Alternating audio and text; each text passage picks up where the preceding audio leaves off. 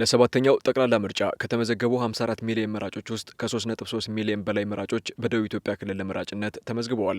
መራጮቹ በ56 ምርጫ ክልል ውስጥ በሚገኙ 3941 የምርጫ ጣቢያዎች ድምፅ ለመስጠት መዘጋጀታቸውንም ሰምተናል።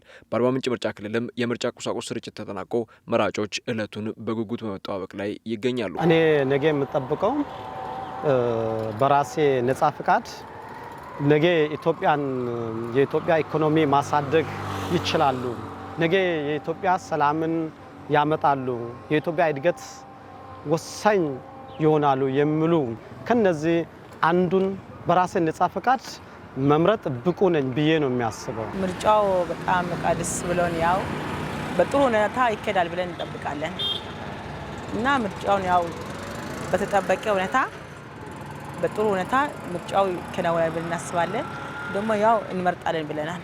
10 ሰዓት እንደም ካልተነሳው ከነ ማንም መቅደም የለበትም የሚል ሐሳብ ላይ ነኝ ያለሁት። አሁን ነገም በጣም በጉጉት ነው እየጠበቅን ያለነው። ሰፈር ላይም እያስተባበረን ምን እያለን በጣም በጉጉት እየጠበቅን ነው። በምርጫው ኢትዮጵያን አሸናፊ ለማድረግ ድምጻችንን እንሰጣለን ያሉት በመራጭነት የተመዘገቡት ነዋሪዎቹ በነገው ዕለት ሁሉም በነቂስ ወጥቶ ድምጹን እንዲሰጥም ጠይቀዋል።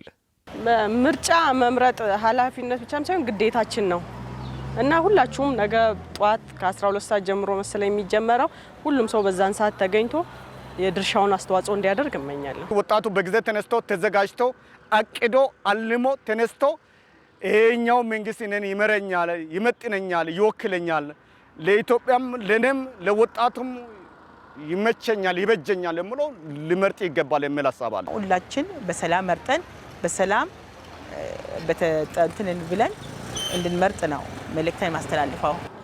ቁጭት እንዳይሆን ስለዚህ የትኛው ይሻላል ነው ለራሱ ነጻ ፍቃድ መጥቶ መምረጥ ነገ የራሱ እድሉን መጠቀም ማለት ነው። የራሱ ድል መጠቀም አለበት።